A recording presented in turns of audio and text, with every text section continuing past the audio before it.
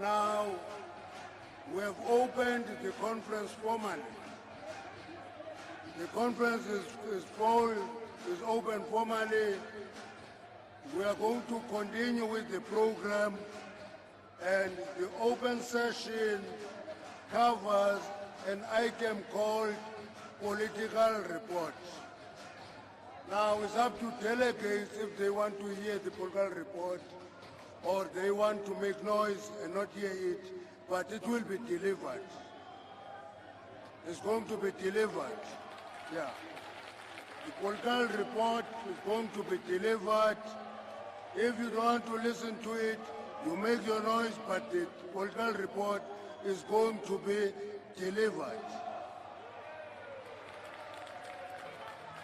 Mongameli, kunawen.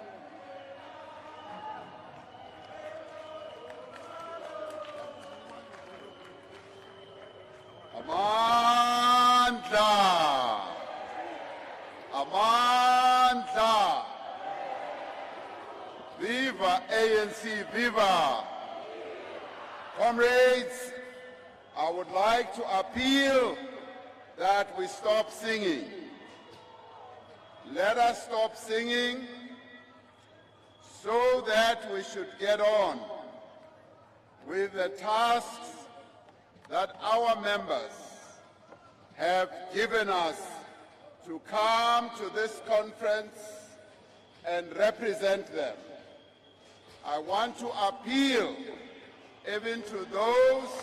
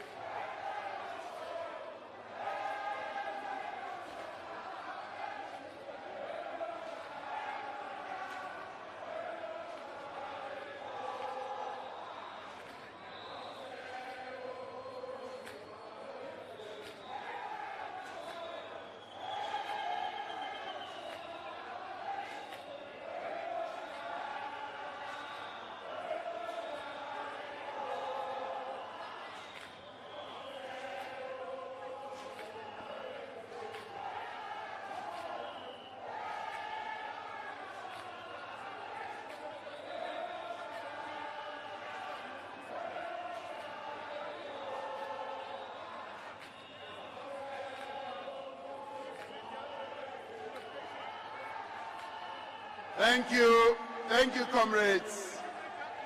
Thank you. Thank you.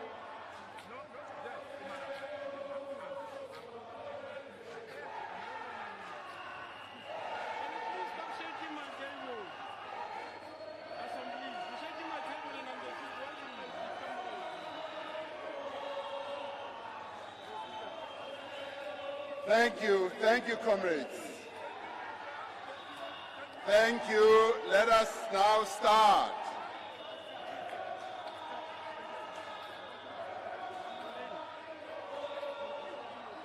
Comrades, let us start with our conference. Let us start with our conference. Let us all be seated, please. Masihlaleni phansi. Masihlaleni phansi sibambe umthetho. Thank you, comrades. Ngiyabonga. Thank you, National Chairperson, Comrade Gwede Mantashe, Deputy President David Dabete Mabuza, Treasurer General, Comrade Paul Mashatile, Coordinator in the SGO, Comrade Gwen Ramukhopa, former President Thabo Mbeki, former President Jacob Zuma, thank you, former Deputy President Comrade Kgalema Motlanthe, members of the National Executive Committee of the ANC, the leadership of the Women's League, the Youth League, the Veterans League, and MK Liberation War veterans, leadership of the Alliance partners, as in the SACP, COSATU, leaders of liberation movements who have come all the way from a number of countries in our region, traditional leaders, religious leaders, business leaders, excellencies, ambassadors and high commissioners, distinguished international guests, representatives of the media, delegates, and comrades. Comrades, I wish to appeal to all of us. This meeting is a hallowed meeting of the African National Congress. And I want to appeal to all of us to respect this meeting that has taken place 55 times in the life of our organization. I want to appeal to everyone who wants to raise their dissatisfaction to do so in an orderly manner, in the way that we do things here in the African National Congress.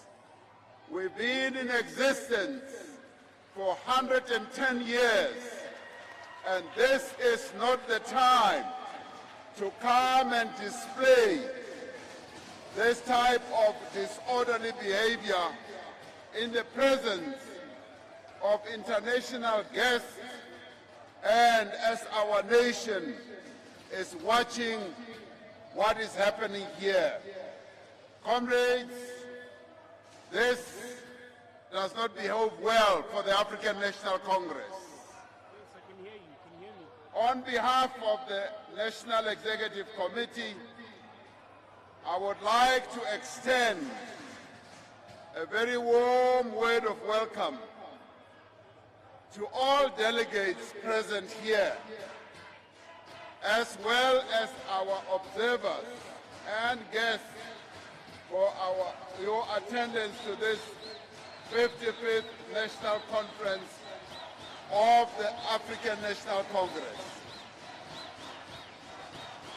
A special word of welcome to representatives of fellow liberation movements and sister parties who honor us through their presence here, and in doing so, demonstrating their solidarity and friendship with us. This opening session of the 55th National Conference is taking place, comrades, on a day that occupies a special place in the hearts and the minds of our people. It was on this day, 61 years ago, that Umkhonto weSizwe, the People's Army, was formed, marking a new era in the struggle for liberation. Today, as we gather to take forward the struggle for emancipation of all South Africans from all forms of oppression, we honor the courage and the sacrifice of all those who served within the ranks of Umkhonto weSizwe. We commend the veterans of MK who have forged a unified association called the MK Liberation War Veterans to take forward the legacy and the memory of the People's Army. We applaud you for finally having found a way to unite those organizations. Comrades, we cannot observe this day without paying tribute to the memory of the Chief of Staff of MK, Comrade Chris Hani,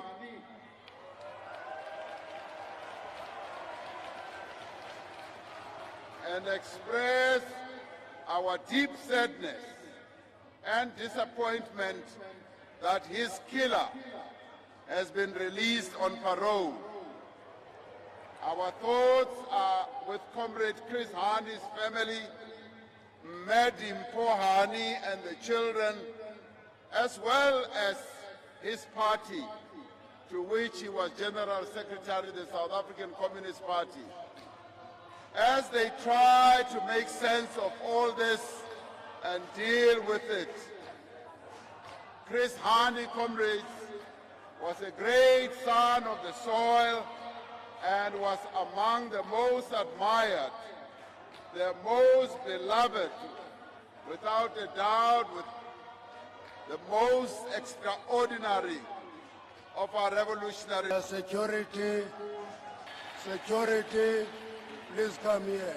Continue, President. Continue, President. Security, come.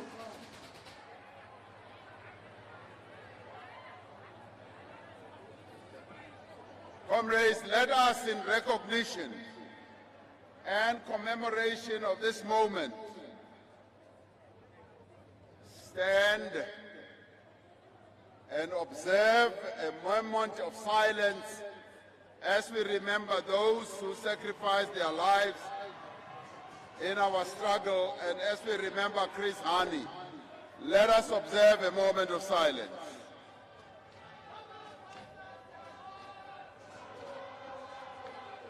Thank you, comrades. Thank you. We may be seated. Comrades, as a democratic nation, we mark this day, the 16th of December, as Reconciliation Day. On this day, we gather as one people, as South Africans, to reaffirm our shared commitment to heal the divisions of the past, to end inequality, and to ensure that all may enjoy equal rights and opportunities. As the African National Congress, this day reminds us of our historic mission to unite the people of South Africa and to give effect to the desire of those brave men and women in Umkhonto weSizwe who fought for the happiness and the freedom of the people of South Africa. So, comrades, I am honored to stand before you to present this political report in compliance with Rule 16.1.2 of the ANC Constitution, which states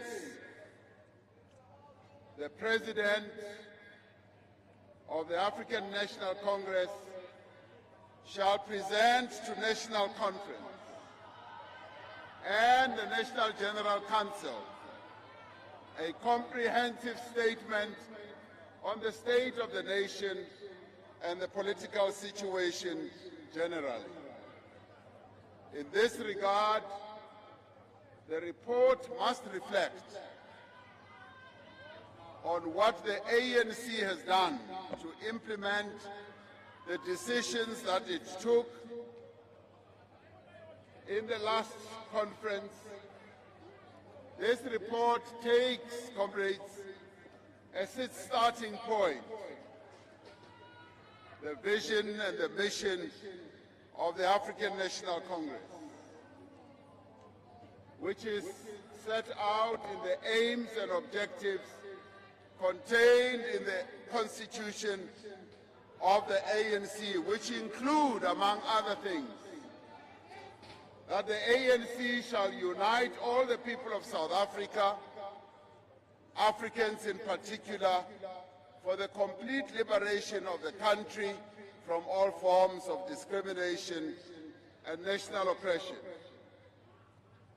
to end apartheid in all its forms and transform South Africa as rapidly as possible into a united, non-racial, non-sexist, and democratic country based on the principles of the Freedom Charter and in pursuit of the national democratic revolution. To defend the democratic gains of the people and to advance towards a society in which the government is freely chosen by the people according to the principles of universal suffrage on a common voter's roll. To fight for social justice and to eliminate the vast inequalities created by apartheid and the system of national oppression. To build a South African nation with a common patriotism and loyalty in which the cultural, linguistic, and religious diversity of the people of South Africa is recognized. To promote economic development for the benefit of all, to support and advance the cause of women's emancipation, to support and advance the cause of national liberation, development, world peace, disarmament, and environmentally sustainable development, and to support and promote the struggle for the rights of children and the disabled. Comrades, these are the aims and objectives that necessarily frame the ANC's vision and mission, but they also provide us with the tools of analysis of the state of the South African nation. This also informs our assessment of the progress made over the last 5 years in advancing the national democratic revolution. This 55th National Conference is indeed a watershed moment for the African National Congress. The theme of our conference is defend and advance the gains of freedom, unity through renewal. This theme calls upon all of us as delegates to this conference to pursue with greater vigor the rebuilding and renewal of the ANC, and as a united movement to advance the fundamental transformation of our economy and our society. The decisions we will take here will determine the future of our movement and, to a large extent, the direction that our country will take in years to come. We go into the 55th National Conference as an organization that is renewing and rebuilding itself. We have a new membership system as directed by the 54th National Conference to combat gatekeeping and the manipulation of our democratic process. More than 3,500 branches of our movement held the most democratic processes through the branch general meetings to discuss policies, to select delegates to this conference, and also to nominate their preferred leaders. These are major steps that have taken place in renewing our organization and ensuring principled unity. This 55th conference takes place at a time when the movement and the country are facing enormous challenges. Members of the ANC who selected all of us as delegates to represent them here expect us to demonstrate the necessary political consciousness and resolve to confront and overcome the challenges that our people face. Those members who sent us here to this conference are aware that the ANC has traversed a remarkable journey since it was founded 110 years ago. They know that their glorious movement has dedicated itself to achieving a better life for the people of South Africa. Our role as an organization is unparalleled in its importance and in the history of our country as well. Our mission is a glorious one beyond compare. It is imperative that we should never forget our original founding mission as an organization. Our members and the people of South Africa expect us to be committed to our responsibility to execute our founding mission as an organization. They also expect us to have the courage and the honesty to recognize our shortcomings and the resolve to correct them. They harbor in their hearts the hope that the African National Congress will emerge from this conference with clear and cogent solutions to the challenges that they, as the people of South Africa, face and that our country faces. The resilience of the ANC, as well as its enduring support among the majority of South Africans, has continued to demonstrate the important role that it plays in South African society. We have nevertheless been hampered in our efforts to further strengthen the work of the ANC and its impact, as well as to renew the state and improve the lives of our people in the way that we have intended. Objective and subjective factors such as the devastating COVID pandemic, the public unrest that we went through, the floods and the geopolitical upheavals, as well as other challenges in our movement and government, have held us back from serving our people at the best of our ability. Yet, as we shall elaborate later, there is much we have been able to do to address these challenges.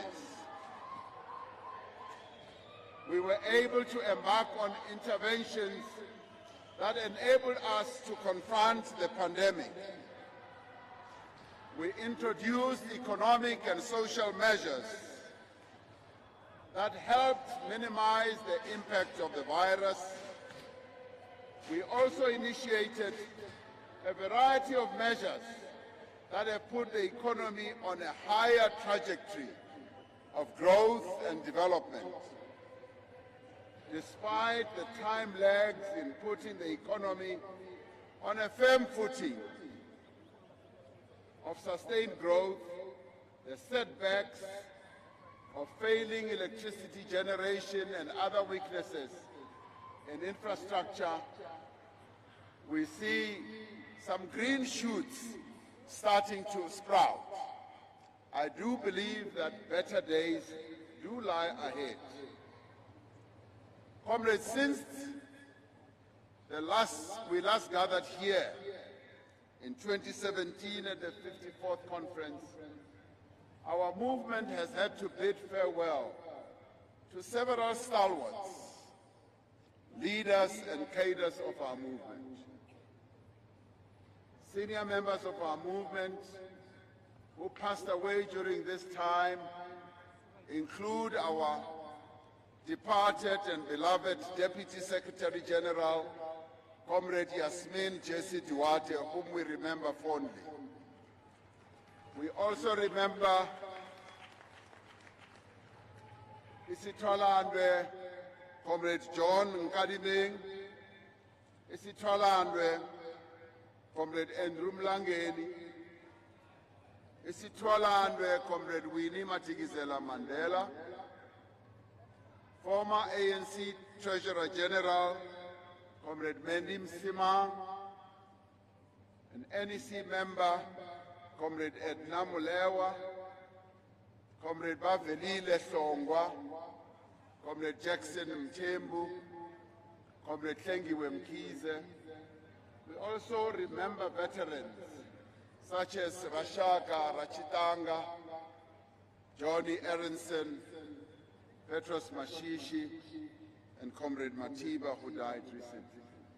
Many other comrades who made an outstanding contribution to our struggle and to the cause of our people also passed away, some of whom we lost due to COVID. We pay tribute to these gallant freedom fighters who served our movement with diligence. To honor their lives and contribution, we must pick up the spear where it has fallen, to continue the struggle to which they dedicated their lives. I would like now to speak about, yes, the state of our nation and the progress that we have made in advancing the National Democratic Revolution. In the strategy and tactics document that we adopted at the 54th National Conference, we state that the National Democratic Revolution, the NDR, should strive to realize shared prosperity, social justice, and human solidarity. We state that this should be premised on a united state based on the will of all the people without regard to race, sex, belief, language, ethnicity, or geographic region. We continue to state that it should be based on a dignified and improving quality of life amongst all the people by providing equal rights and opportunities to all South Africans. And also the restoration of the birthright of all South Africans regarding access to land and other resources. When assessing progress in the execution of the NDR, we therefore need to consider how the current state of our nation reveals the extent to which these goals have been and are being realized. In the state of our nation,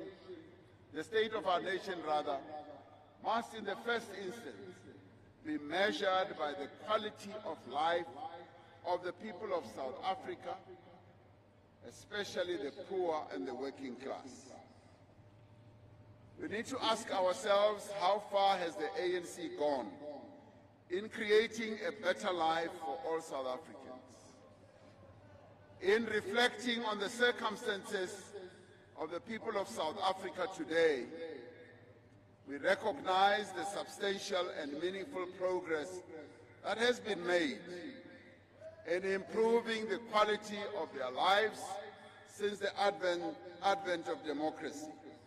Many of our people are feeling the brunt of ever-rising living costs in the form of food prices, fuel prices, continuous rising prices in transport.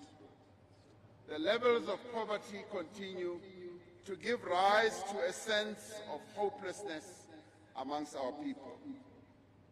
But we also recognize that there are areas where progress has stalled and some areas where our achievements have been eroded. There are several reasons for this, including slow economic growth over more than a decade and the effects of the pandemic. Weaknesses in governance and service delivery, especially at local level, have contributed to crumbling infrastructure and failing services. Corruption and mismanagement have meant that resources meant for the poor have been diverted. This task to restore the positive trajectory of social and economic development must be central to the work of the ANC at this time and must be at the forefront of deliberations at this 55th. People face in the form of poverty, unemployment, inequality continues to be the biggest stain on the development of our people. Whilst the percentage of people that experience hunger has decreased since the advent of democracy, it is still unacceptable that around half of all South Africans live in poverty and a quarter live below the food poverty line. The expanding provision of basic services to households has been one of the most important interventions by successive ANC governments since 1994 to improve the lives of all South Africans. According to Statistics SA, access to water and sanitation, electricity, housing and other services like waste removal has increased steadily over the last 3 decades. Another significant intervention against poverty is the provision of social grants, which are the main source of income for about a quarter of households in our country.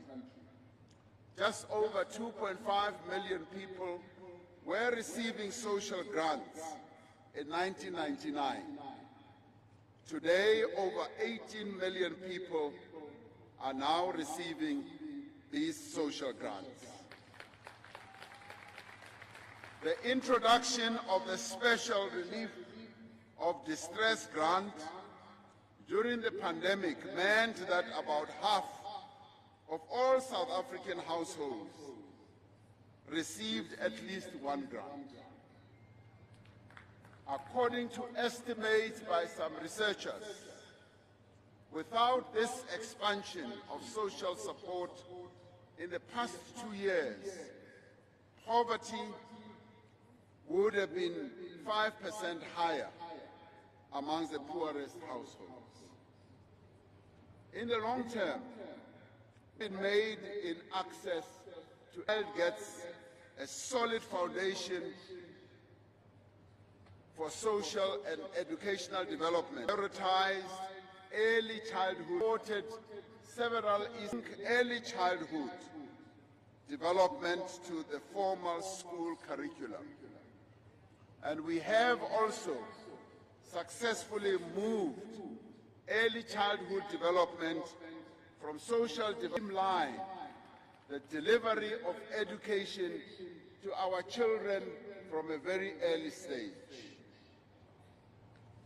According to Stats SA, But this only accounts for about a third of children around age 3 to 5, which means that there is a huge gap that needs to be closed before we can give all the children of our country a better and a good start in life. It is estimated that some 70 center systems. And I'll call upon this conference to discuss this matter because it is at that early stage where we begin the process of dealing with poverty by delivering a better education as our children are still young. South Africa has significantly high levels of enrollment in basic education. In 2019, 96% of 6-year-old children attended an education institution.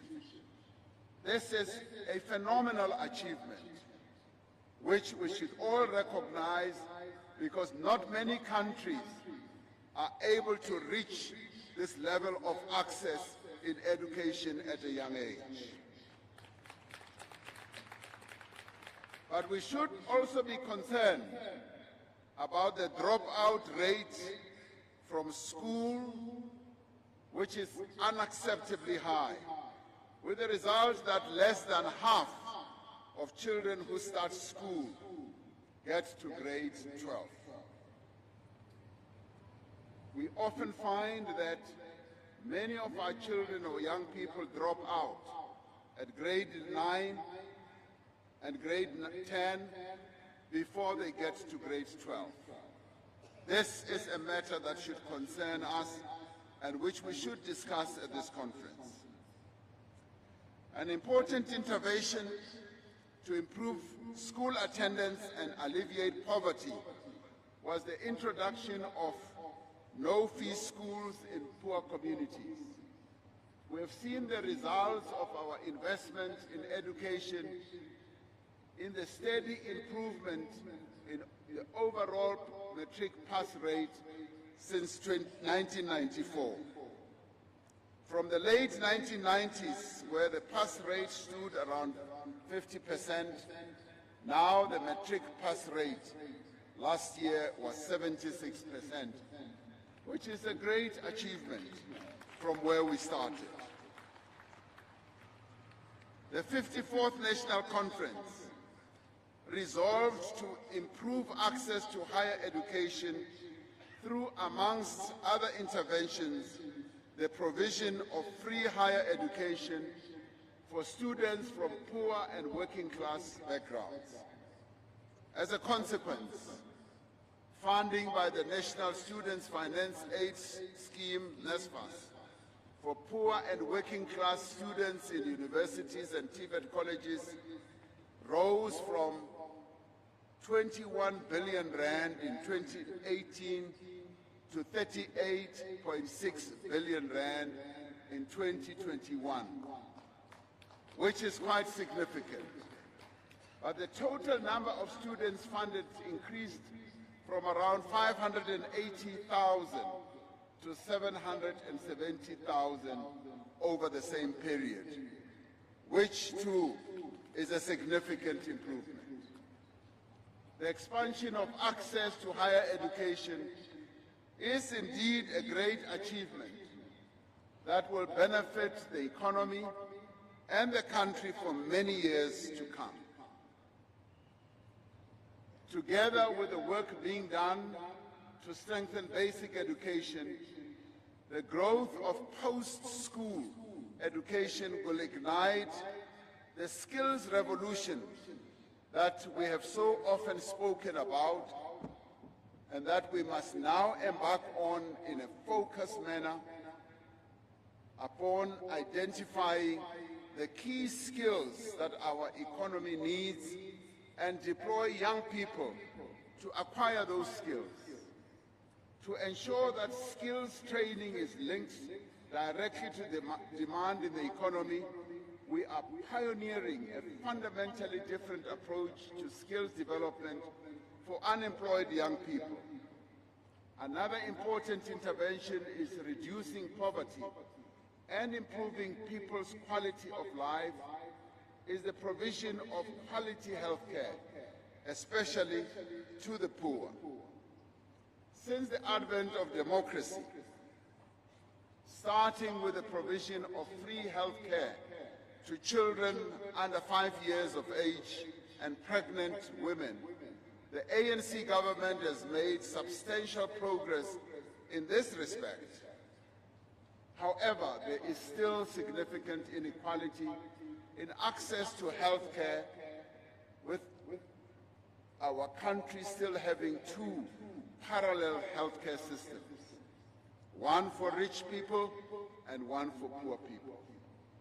The National Health Insurance Bill, which is currently before Parliament, is meant to correct this state of affairs. This in itself gives effect to the 54th Conference resolution on ensuring that the NHI is implemented. The introduction of the National Health Insurance will enable every South African to receive appropriate, standardized, quality health care regardless of their ability to pay. Within 2 years of our 54th National Conference, the world was struck by the most destructive pandemic in more than a century.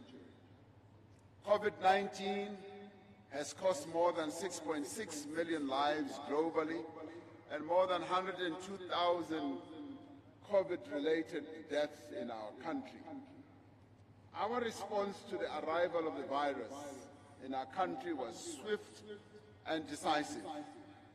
We employed a strategy that put the lives of our people and their livelihoods above everything else. In addition to the tragic loss of life and the huge strain that was placed on our health system, the pandemic devastated our economy, increased unemployment, and deepened poverty. While the economic effects of the pandemic were severe, the situation could have been far worse had it not been for the decisive and substantial intervention of our government, working together with our social partners. In May 2020, government put in place a massive social and economic relief package to provide cash directly to the poorest households, to provide wage support to workers, and to give various forms of relief to struggling businesses. A total of 18 million people, or close to 1/3 of our population, received additional grant payments through these relief measures that we embarked upon. More than 5.7 million workers received wage support through the special UIF scheme. Over 70 billion rand in tax relief was extended to businesses in distress. Around 13,000 businesses were helped through the loan guarantee scheme, and various forms of support and relief were provided to thousands of small, medium enterprises. As part of this historic package, an additional 20 billion rand was allocated to the health response to the pandemic, and 20 billion was allocated to our municipalities to provide emergency relief in the form of water, food, and shelter to the homeless people in our country. Together with social partners, government established the Solidarity Fund, which raised 3.4 billion rand for South Africa's response to COVID-19 and health and humanitarian social consequences. Working with social partners, government administered more than 38 million doses of vaccines, reaching more than half of all adults and ensuring 66% of everyone over 50 years of age is fully vaccinated. This, comrades, was the largest public health intervention of its kind in the history of our country.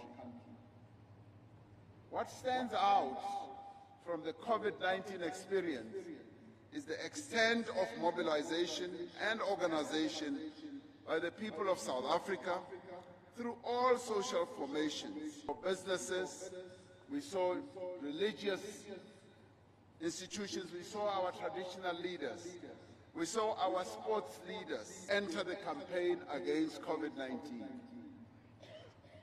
In previous national conferences, and especially at the 54th National Conference, it was decided that a state-owned pharmaceutical company should be established. With the advent of COVID-19, two companies in the pharmaceutical sector in which the state has a shareholding, BioVac and Ketlapela, have distinguished themselves in terms of capability and innovation.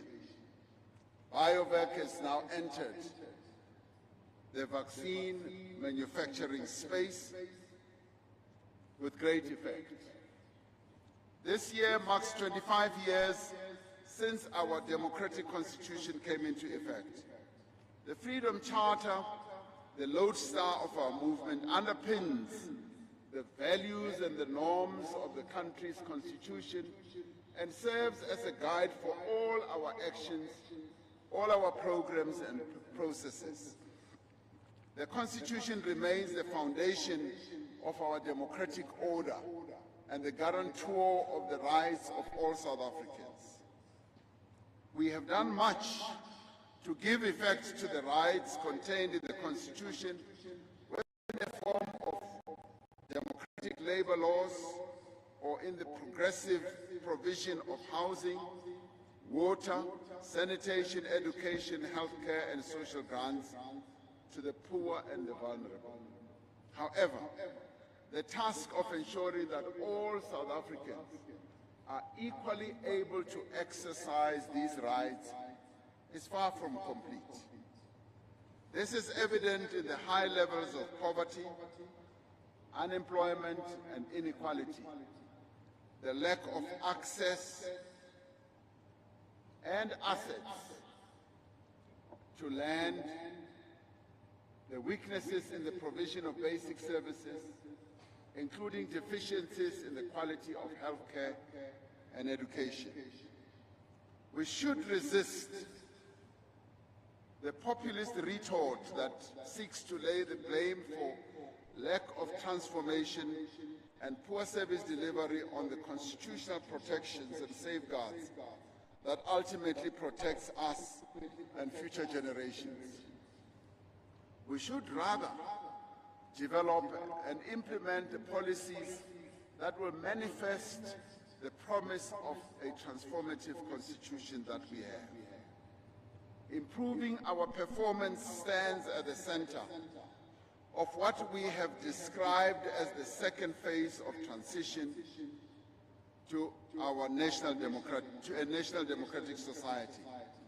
Indeed, as argued in the Strategy and Tactics document, this phase should be characterized by decisive action to effect thoroughgoing economic transformation and democratic consolidation. The African National Congress was formed to unite South Africans for the complete liberation of our country from all forms of discrimination and national oppression. The democratic breakthrough of 1994, the ready acceptance by South Africans across race, class, and other divisions of a common nationhood, and the almost universal endorsement of our democratic constitution provide an emphatic response to the deep divisions that defined colonialism and apartheid. Yet, despite this clear progress, many of the divisions of the past still remain. They remain as a colonial and apartheid past that continues to cast a shadow on the efforts we seek to make as we build a national democratic society. At their most obvious, these divisions are evident in the material conditions under which South Africans live. Access to land, wealth, skills, basic services and opportunities very much still reflects the racial, gender and spatial inequality of the past.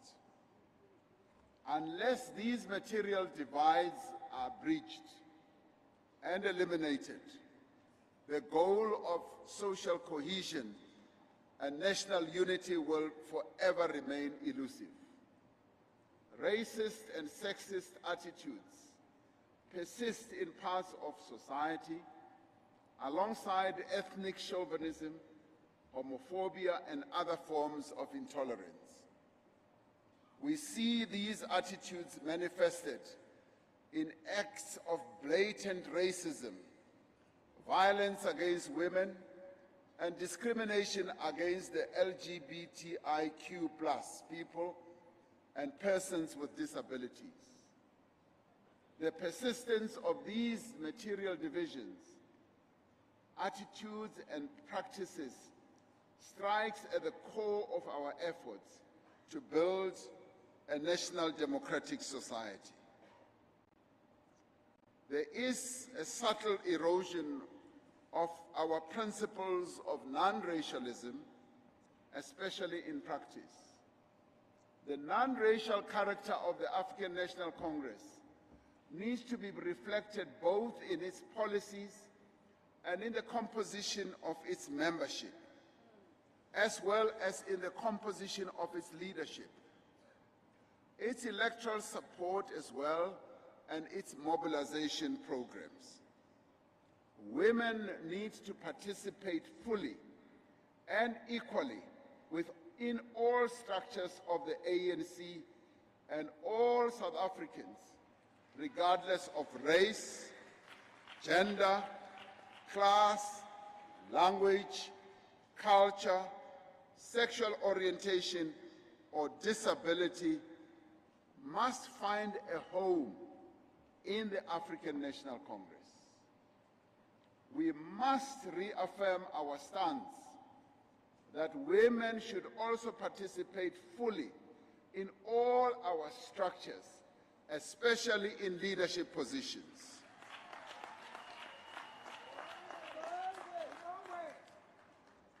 And this conference gives us that opportunity to demonstrate our commitment to this principle as well.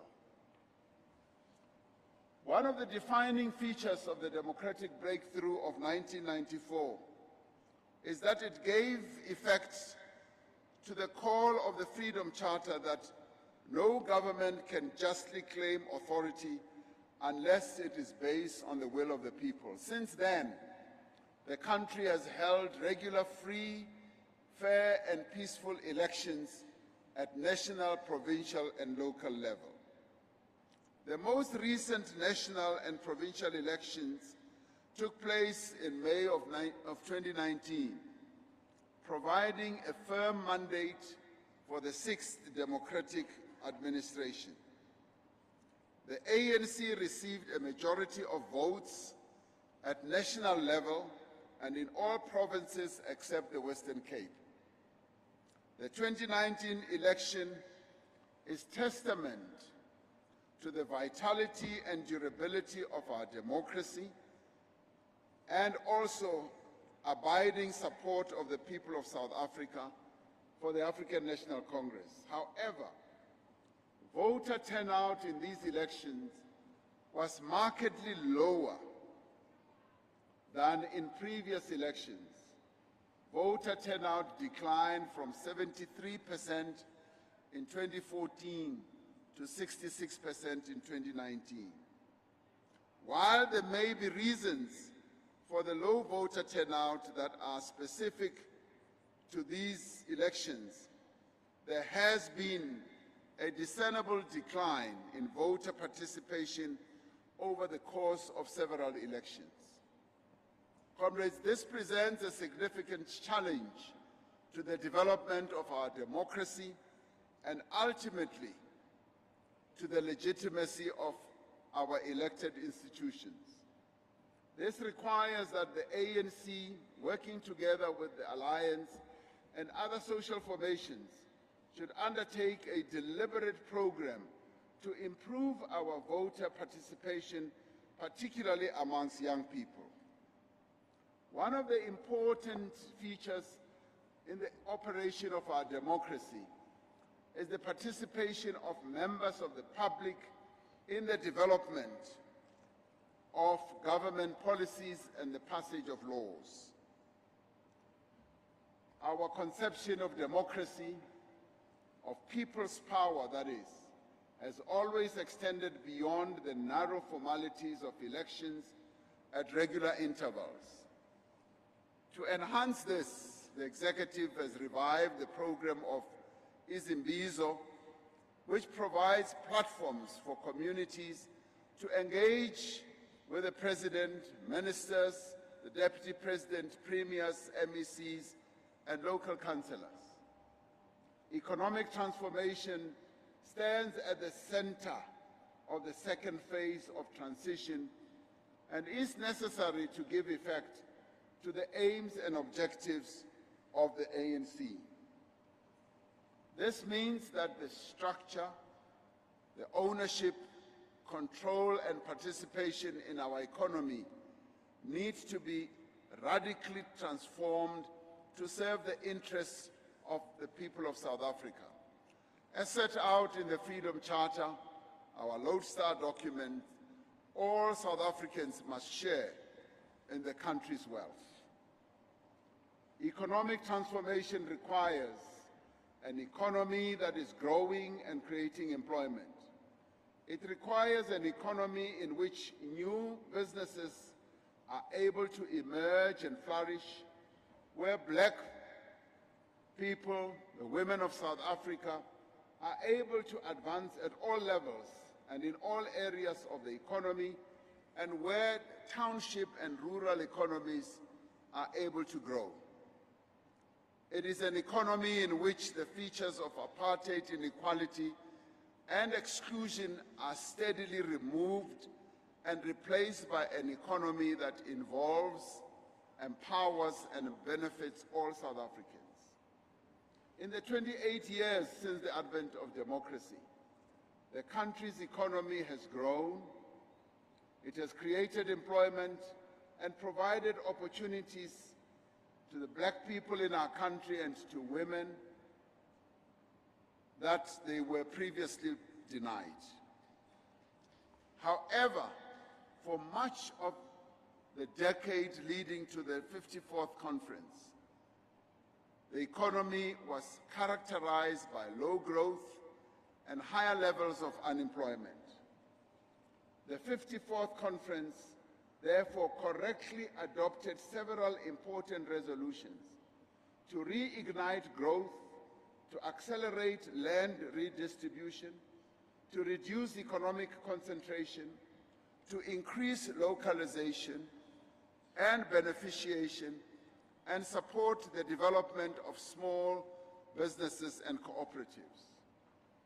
These resolutions formed the basis of the ANC's 2019 election manifesto and the medium-term strategic framework of the 6th administration. Our conference resolutions continue to guide the economic program of our government. The progress that we are making in addressing our economic challenges has to be seen against the backdrop of the global economic situation and our macroeconomic policies. The fiscal constraints that we have had to deal with have also played an important role in the trajectory of our economy. The role of the government in the economy extends beyond just the budget, in that the government continues to play a key role in supporting the economy in many other ways. What should be noted is that more than 50% of our budget goes towards the social wage to support the livelihoods of our people. This does not obtain in many other countries around the world. The positive momentum of economic reform program was severely disrupted by the measures we had to take to address the pandemic. As the pandemic subsided, the Russia-Ukraine conflict disrupted global logistics and supply chains, causing severe shortages of critical commodities such as oil, grain, and amongst other things. The unrest that we went through also contributed to our economic woes. Inflation has soared, necessitating the tightening of monetary policy with all the negative consequences for the economy and on our people. The sound macroeconomic reform agenda that we are diligently executing, as well as the strengthening of SARS and the gains that it is making in tax revenue, occasioned by positive terms of trade, should give us confidence that our fiscal position is set to return to a firmer footing over the medium term. The macroeconomic stability we have fostered has given us a strong platform to enable our economy to grow going forward. One of the most significant labor market developments during this term of 5 years was the introduction on the 1st of January 2019 of a national minimum wage for the very first time in the history of our country, guaranteeing a minimum floor below which no worker may be paid in South Africa. Not only did this give effect to a resolution of the 54th National Conference, but it raised, or rather it realized, a demand that was made by our forebears in the Freedom Charter more than 60 years ago. As part of the effort to reignite economic growth, in May 2018, government launched an investment drive that sought to raise 1.2 trillion rand in new investment in our country. This was in furtherance of the 54th National Conference resolution that said we need to unite social partners, including government, labor, business, and communities in an investment pact. To date, around 1.14 trillion rand in investment commitments has been raised, and more than 300 billion rand has already been invested in a number of tangible projects around our country. The investment drive has been accompanied by a range of reforms that we have had to embark upon to make our economy more competitive, more efficient, and more capable of growth. These reforms have focused on network industries of energy, telecommunications, water, railways, and ports, The insecurity of electricity supply continues to be one of the greatest impediments and risks to economic recovery in our country. Poor policy decisions in the past, together with inadequate maintenance, mismanagement, state capture, and widespread corruption, have left our electricity system in a state of real disrepair.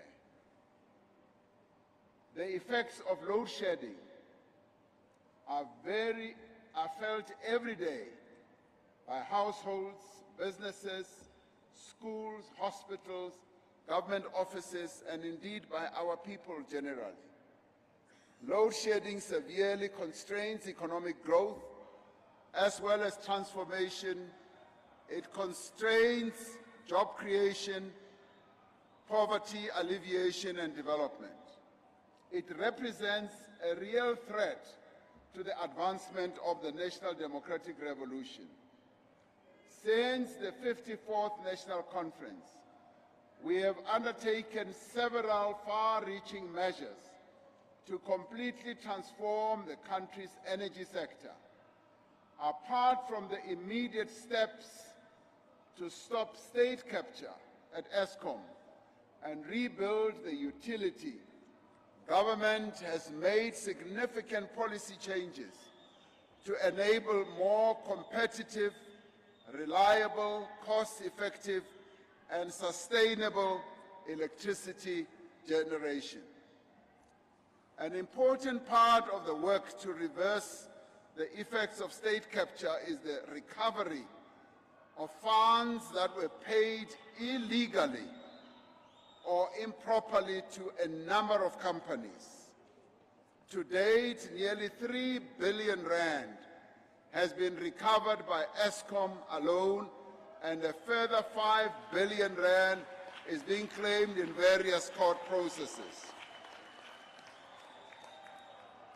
The process to restructure Eskom into 3 separate state-owned entities responsible for generation, transmission, and distribution is at an advanced stage, creating the conditions for greater financial and operational efficiency. This in itself will allow more diversity in the generation of electricity, reducing the risk of reliance on a single generator. While there may be diverse electricity generators and distributors, transmission must remain under the control of the people as a state-owned entity, as it is a national security matter. The revitalization of the Renewable Energy Independent Power Producer Program has brought additional wind and solar power onto the grid, and significantly more generating capacity is due to come online in the next 2 rounds of the program. We expect more than 9,000 megawatts of new embedded generation capacity in the near future. This is taking place alongside concerted efforts to improve the performance of Eskom's existing power plants. Whilst we are addressing and attending to the improvement of existing power plants, the procurement of emergency power is an option that has to be followed up with greater focus. We had started with the process of procuring emergency power, but various interventions were made to stall this. A number of countries around the world who have run into difficulties of energy generation have resorted to emergency power as they build up their own internal capacity.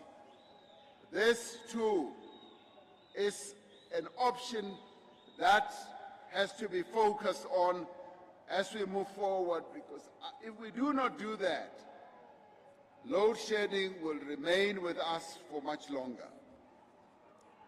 Critical maintenance and resources have been prioritized for the 6 power stations that contribute the most to breakdowns. Eskom is also recruiting skilled personnel, including senior former plant managers and engineers from the private sector. A special law enforcement team has been set up within the South African Police Service to tackle sabotage, theft and corruption that continues at Eskom.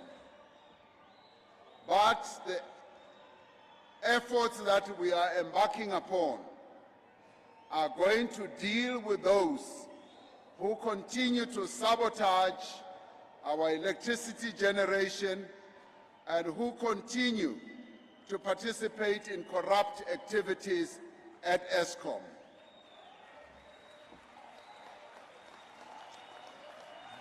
These and other measures will steadily reduce the frequency and severity of load shedding and ultimately end it.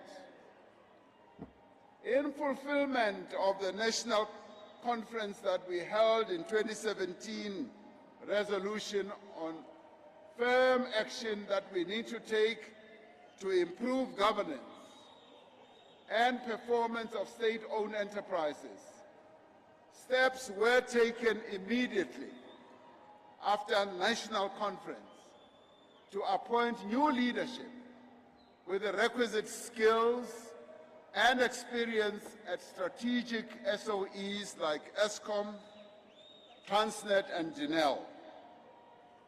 A presidential state-owned enterprise council was established to assist with the stabilization of those critical SOEs and advise on new ownership and shareholder management model that we need to put in place. The functioning and operational performance of SOEs remain a significant challenge. Several are struggling with significant debt, underinvestment in infrastructure, as well as the effects of state capture and the shortage of skills. We see the impact of these challenges in a company like Transnet. A significant constraint on economic growth is the poor state of much of our railroad and port infrastructure. Although we have extensive transport and logistics networks, a lack of proper maintenance, criminal damage, and state capture have meant that these networks have been performing far below their potential. Various reforms have been initiated to address this situation. The lack of financial capacity for extensive investment on the part of Transnet, particularly in our ports, has resulted in the need to attract much-needed investment into our country's critical economic infrastructure, and so that we are able to promote greater efficiency and competitiveness. These reforms will help to revitalize. They will also help to reposition our SOEs so that they are able to fulfill their developmental mandates. Important reforms have also taken place in telecommunications, an industry that is vital to South Africa's development and its participation in the fourth industrial revolution. Progress in this regard includes the long overdue transformation of broadband spectrum, which will reduce the cost of data and improve access in underserviced areas, particularly our rural areas. These and other measures have been necessary to take. The migration from analog to digital broadcasting, which has begun in several parts of our country, is a crucial step in freeing up spectrum for broadband.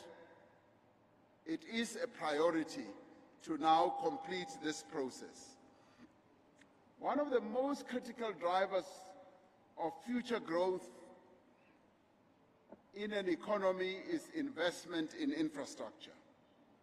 That is why we are taking several measures to substantially increase investment in infrastructure.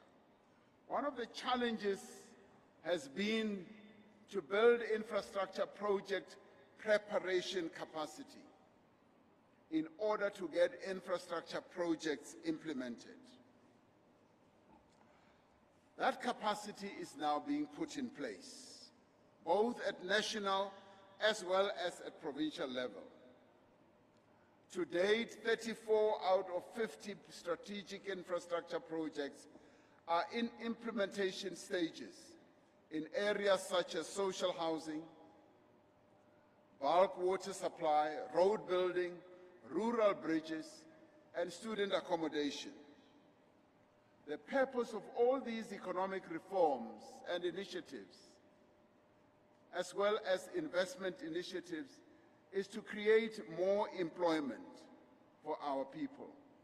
Currently, around 11 million South Africans are without work.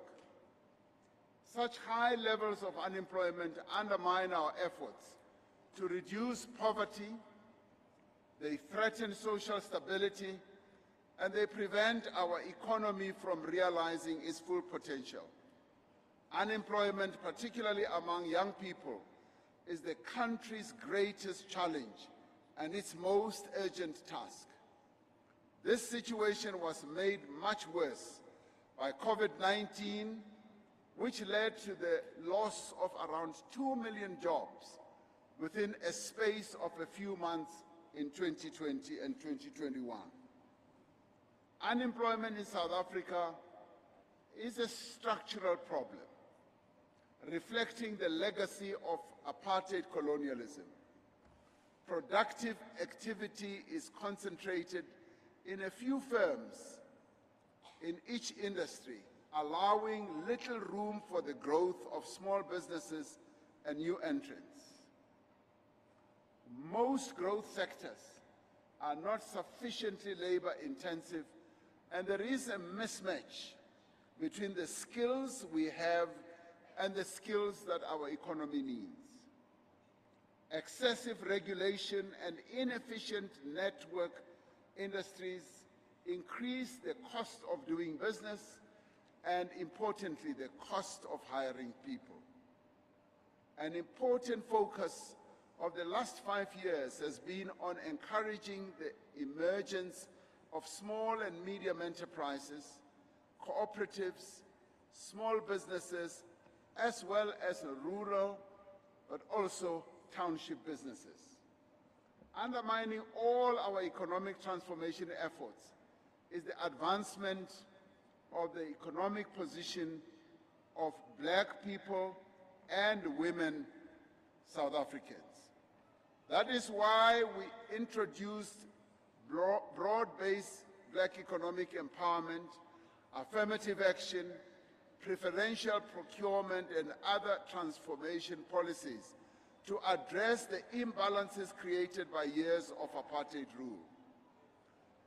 We must resist at all the calls to abandon our transformative economic policies or to defer the task of broad-based Black economic empowerment. Now more than ever, we need to undertake the task of empowerment with greater intensity and purpose. The Economic Reconstruction and Recovery Plan, which was adopted in October of 2020, set out to improve conditions for the revival of our economy post-COVID.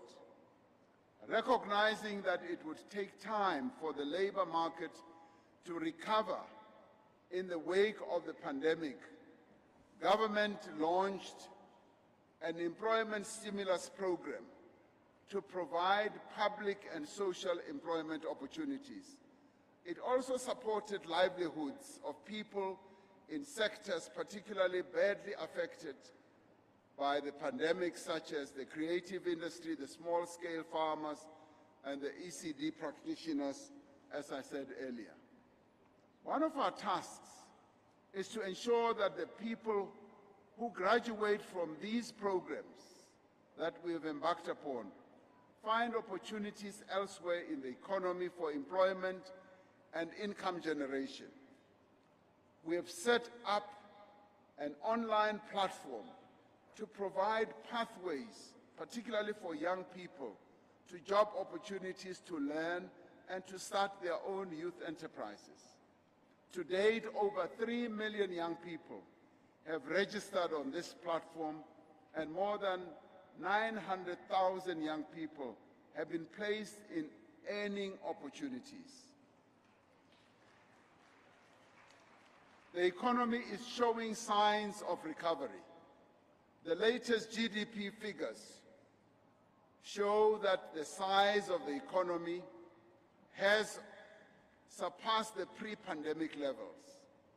Employment statistics indicate that nearly 1.5 million new jobs have been created in the last year, although we have still not reached or recovered all the jobs that were lost during pandemic. As I said, we lost some 2 million jobs. These statistics offer tentative hope of a more sustained recovery. The task of this 55th conference is to agree on the necessary measures that we need to take to ensure not only that the economy recovers faster, but that we create more employment, but that we also improve the lives of South Africans, as I said earlier, particularly workers and the poor in our country. It is our responsibility to ensure that the economy does not simply return to where it was before the pandemic, but that it is more inclusive, more diverse, and that it is better able to provide employment and economic opportunity to the millions of people who remain marginalized. An essential part of a more inclusive economy is greater access to land for all those who work it and who need it. The acceleration of land redistribution as part of a comprehensive land reform program was one of the emphatic resolutions of the 54th National Conference.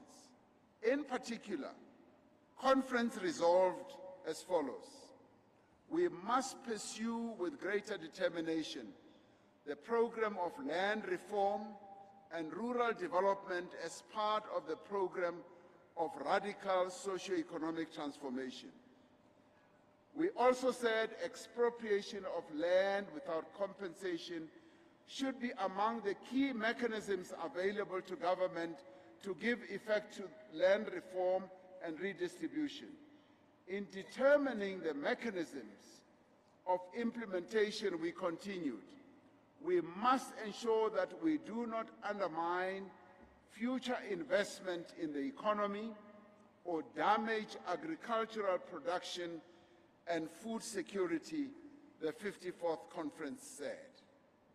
Furthermore, that is what we resolved and recognized: the pace of citizens who remain landless.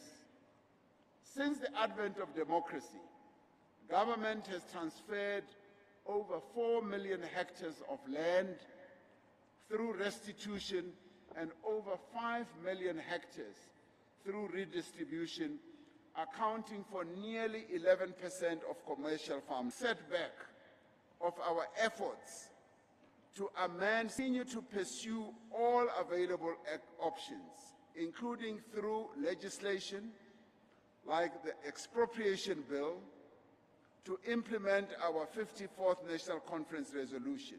on land redistribution without compensation. There are a number of instruments, not only to correct a historical injustice, but and transformation. The ownership of land and the transfer thereof in rural areas under the control of our traditional leaders is being addressed with their full participation as we speak. The Deputy President has been leading agriculture and agro-processing as significant areas of potential growth and job creation. This includes support for emerging commercial farmers as well as small-scale farmers. The impact of the input vouchers that were provided to around 140,000 small-scale farmers to buy seeds, fertilizer, and equipment as part of the presidential employment stimulus shows the great potential for such targeted support that we can give to our farmers. As we observed at our 6th National Policy Conference that we held this our continent and the world on climate change, the world needs to significantly reduce greenhouse gas emissions if we are to prevent catastrophic destruction and widespread suffering. We are already seeing the effects of climate change. Floods that our country is now subjected to on the eastern seaboard of our country, on the side of KZN and the Eastern Cape, as well as internal provinces such as Gauteng and Northwest, are suffering from floods that we've never seen before. And this is the result of climate change. We are now experiencing long-term droughts on the western side of our country for much longer periods than we have. Now, in response to all this, as many other countries in the world are having to do so, we have crafted a just transition framework which will guide our country as we traverse through to low-carbon climate devastation, and where we are able to also find ways of building an inclusive society and economy as we traverse this path. We do need to reduce emissions not only for the sake of the health of our people or the economic well-being and the security of our people, but to ensure that our manufactured products and services remain competitive in a changing global economy. Now, a number of countries that are buying our products are beginning to ask how those products are made. They are beginning to ask about the energy composition that results in the products that we are making. And those countries in the future are going to be wanting to impose certain restrictions. And it is for that reason that we need to embark on our own transition.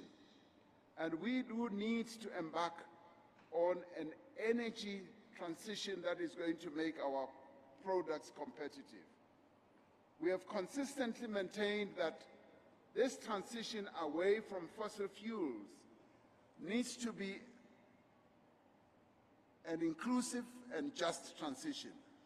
It needs to protect the interests of those workers, those businesses, and communities that fossil fuels to renewable energy. For example, new jobs and opportunities need to be created for workers in old power stations that are being decommissioned because they have reached the end of their lives. Like, for instance, one of our power stations, Komati, has reached the end of its life, and we've got to recalibrate it to be a power station that will now be aligned with the direction that we want to move in. We also need to look at how, as our coal mines run out of coal, how we are going to address that challenge, as many other countries are already beginning to do so. We need to skill, upskill, and reskill workers who will be affected to take up positions in new industries. The good and fortunate thing for us is that unions within our COSATU federations have already started this conversation. And indeed, the federation itself has already come to grips with the exigencies of climate change. Now, affected communities need to benefit from the building of new renewable energy plants and new industries. And I can say opportunities that are going to be yielded as we move to new forms of energy are going to benefit our economy. For instance, the hydrogen economy is an economy that is beckoning, that is calling us. The Northern Cape is going to be a great beneficiary, as indeed a number of other provinces in this regard. Now, there are a number of misconceptions about the just energy. For example, there is no intention to close all South Africa's coal-powered stations or mines. In terms of the integrated resource plan that we agreed on in 2019, several coal power stations are due to be decommissioned between now and 2030. Several newer coal-fired power stations, including Medupi and Kusile, will remain in operation for some time to come because we have just built these power stations. So, South Africa's future mix of energy resources is outlined very clearly in the IRP that we released in 2019. It envisages a diversity of energy sources. Over time, the proportion of coal in the energy mix will, yes, go down, and the proportion of renewable energy will increase.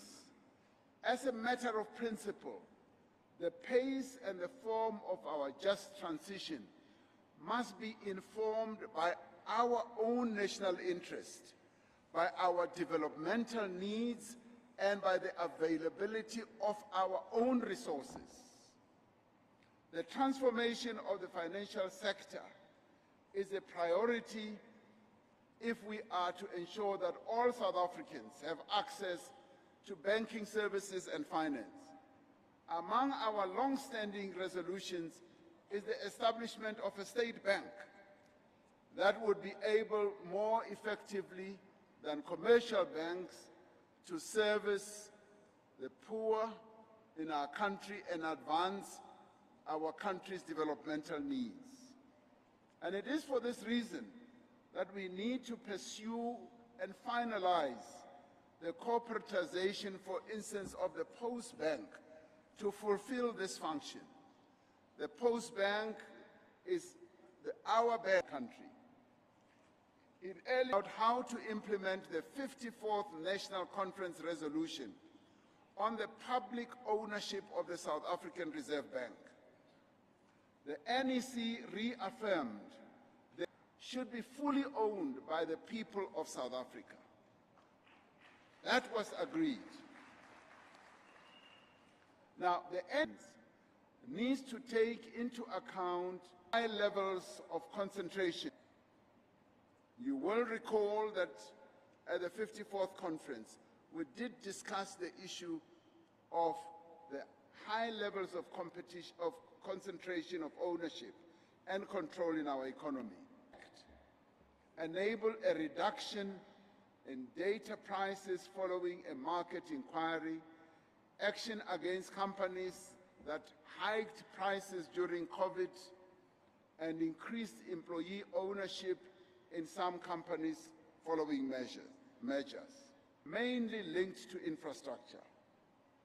This policy has helped to expand local manufacturing, attracting investment, generating jobs, and improving the country's skill base. This is part of a broader localization effort, which involves an accord at NEDLEC to localize up to 200 billion of additional production over a 5-year. People thought we were mad, that the South African economy could not successfully localize, and it is now becoming the norm. And we must continue to insist that localization must be the order of the day, because that is going to lead to job creation in South Africa. Government established the Presidential Commission on the Fourth Industrial Revolution. They could benefit from rapid technological change, ranging from developing appropriate skills to encouraging advancing manufacturing. Conference resolution. Government has prioritized the task of building a capable state. Through legislative changes for local government and the production, or rather the introduction of a framework for the professionalization of the public sector across all spheres, steps are now being taken to ensure that public servants possess the necessary skills, they possess the necessary expertise and experience to be able to serve the people of South Africa. Local government is vital to the developmental role of our state. This is the sphere of government that is closest to the people and where service delivery and economic activity happens. It is therefore a great concern that the reports from the Auditor General and the National Treasury and the State of Local Government reports point to the inefficiency, the maladministration, the lack of financial controls and poor governance in many municipalities. There has been an intensive focus on work to improve governance, financial management and service provision in municipalities. I had to take over the running of a number of municipalities to put remedial measures. We involved community members in the candidate selection process so that ANC candidates had the support and the confidence of communities that they were expected to serve. We need to examine whether they had expected, because in certain quarters we have found that those people who were chosen immediately turn their backs on the African National Congress, become independent, and they pursue their own interests. We introduced a new policy that candidates for mayors and other key positions in ANC-led municipalities need to undergo a thorough vetting and to produce integrated district plans in line with the vision of one district, one plan, one budget, one approach. The aim is to involve in their own communities. We all know that crime and violence have become, communities live in fear, worried about gangsterism, armed robberies, rape and murder. Women and children are particularly vulnerable to the violence perpetrated against them by men. The economy is being held back by damage to infrastructure, by extortion of construction sites, corruption, and the high cost of securing businesses and insuring assets. Since the 54th National Conference, but we have done much to restore the capabilities and the credibility of the National Prosecuting Authority, the South African Police Service, the Hawks, and the State Security Agency. We are recruiting significant numbers of new police personnel, strengthening the public order police unit, and working to revitalize community policing forum. I had the privilege, together with Minister Cele and our Deputy Minister of South African Police, Comrade Matale, to oversee the passing out parade of thousands of newly recruited police, almost 12,000 of them. They were a wonderful sight. We will not allow gangs and extortionists to damage our public infrastructure or extort money for businesses. The South African Police has established multidisciplinary units to address crimes of economic sabotage and extortion at construction sites by so-called business forums. We have described the violence committed by men against women and children as a pandemic, which is having a devastating effect on our communities and society. We must work together to address the drivers of gender-based violence in our communities, including patriarchal attitudes and practices amongst men. As men, we should demonstrate our intolerance of sexism, of patriarchy, and gender-based violence in how we treat our partners, our colleagues, our mothers, our sisters, and our daughters. The public violence and destruction that took place in July of 2021 had a great impact on South Africans' sense of security and stability. In the wake of the unrest, we established an expert panel that was led by Dr. Sandy Africa to examine the state's response to the violence, which found glaring deficiencies in several areas of our intelligence, security, and police capabilities. The recommendations of the panel are now being implemented. It would not be correct, as some have done, to characterize the unrest as a manifestation of factionalism within the ANC. This was clearly an act of counter-revolution to destabilize our democracy and to weaken the elected government. In addition to strengthening the state's ability to respond, the ANC needs to undertake a political program to prevent a recurrence of these events and the consequent destabilization of the national democratic revolution. One of the aims and objectives of the ANC is to advance and to support the cause of women's emancipation. We have made significant advances. It is largely thanks to the ANC's policies that 46% of all National Assembly members are women. For the first time, half of all cabinet ministers at national level are women.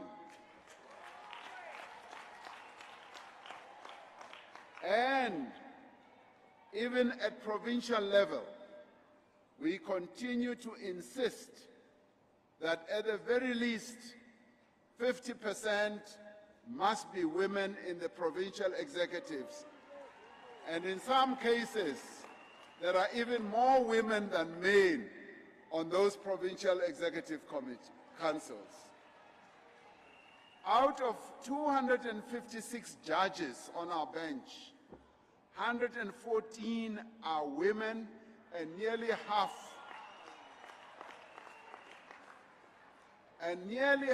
of all magistrates are women as well. Currently, 62% of the entire public service is female, and 44% of senior managers are filled by women. Now, comrades, we still have a long way to go to achieve equality in representation across all institutions in our society. Most notable amongst the challenges that impede the pursuit of gender equality is the economic participation or position of women. Much work is underway to promote economic empowerment of the women of our country. Government has set a target of 40% of public procurement for women-owned and managed businesses. Although progress towards this target is uneven between departments, we will get there because this is a must. We have to empower the women of our country. Now, these efforts are supported by training programs for women-owned businesses to qualify for government tender processes. There are also various initiatives, specific efforts to ensure access to women to own land, to housing, and to public employment opportunities as well. One of the clearest instructions from the 54th National Conference was to end state capture and to tackle corruption within our own ranks and within government and across society.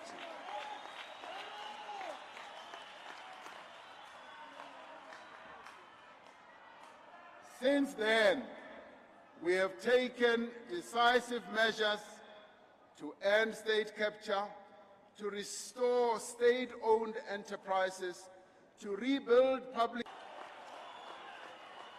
We have seen important progress by the Hawks, by the NPA, by the Special Investigating Unit, by the Financial Intelligence Center, by SARS. We set up a very clear directive from this conference, from the last conference. We set up the Commission of Inquiry on State Capture, mandated. The Commission has produced a detailed report, a disturbing report or account of the nature and extent of the mechanics of state capture. The Commission's report revealed extensive corruption, fraud and malfeasance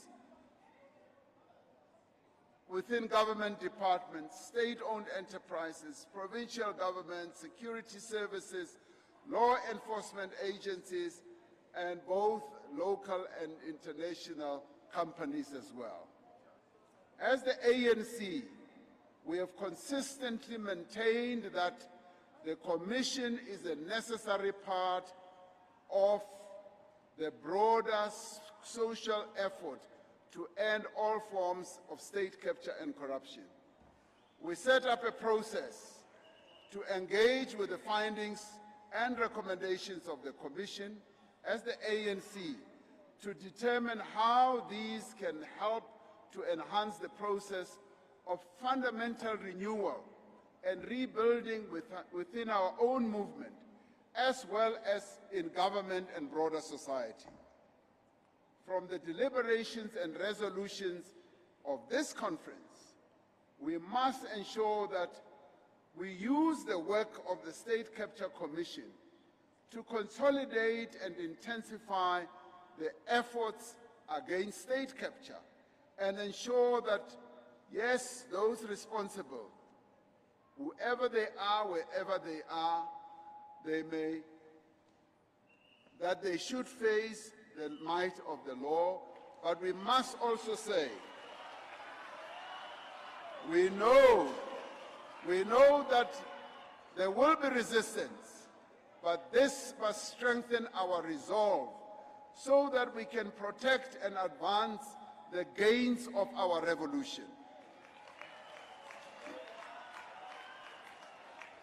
Turning to the state of the African continent, for the past 3 decades, Africa has seen great advances in democracy, instability, and peace.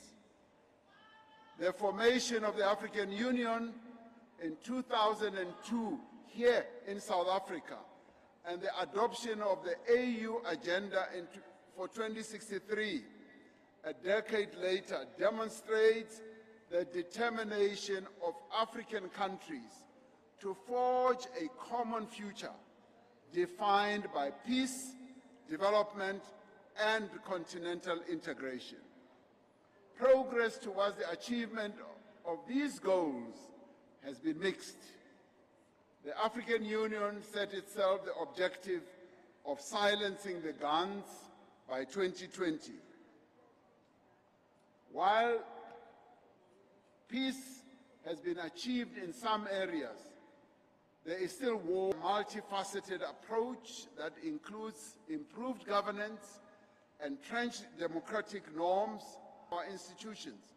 We need to address the continued exclusion of women in economic, political, and social spheres on our continent, which renders them particularly vulnerable to violence and conflict, and which also undermines the contribution they could make to finding and sustaining peace. The continent still needs to find solutions to several other challenges, including the growing spread of terrorism and illicit financial flows, which siphon off resources that could be used to fund development. As the ANC, we have been working to strengthen our relations with other liberation movements, and we are proud to see that a number of them are represented here, right from Polisario, right through to Angola, to Zimbabwe, to Mozambique, Botswana. They are here, and we are very pleased. One of the most significant areas of progress in the implementation of Agenda 2063 was the coming into effect of the African Continental Free Trade Area in January last year. The AfCFTA will boost intra-African trade, promote industrialization without any doubt. It will also promote competitiveness of our products, and it will contribute to job creation and facilitate Africa's meaningful integration into the global economy. And in this regard, South Africa stands a really good chance and opportunity, as we are the most industrialized country on the continent, but we are also seen as the gateway into Africa. Improving women's access to trade opportunities will not only facilitate various countries on our continent. South Africa assumed the AU's chairship in February 2020, mere days before the first COVID outbreak. The continent's swift and decisive response demonstrated what is possible when African countries work together under the auspices of the able to mobilize vital medical supplies, vaccines, and funding on a continental basis. In the midst of vaccine hoarding by wealthier nations through the African Union and other structures, we were able to secure over 500 million COVID vaccines for the continent. African countries have worked together with international partners, especially with the WHO, to build the continent's vaccine manufacturing capacity and enhance its health security. And South Africa played a key role in advocating for the ability of the African continent to be able to have its own vaccine manufacturing capability. Now, despite many challenges that our continent faces, we remain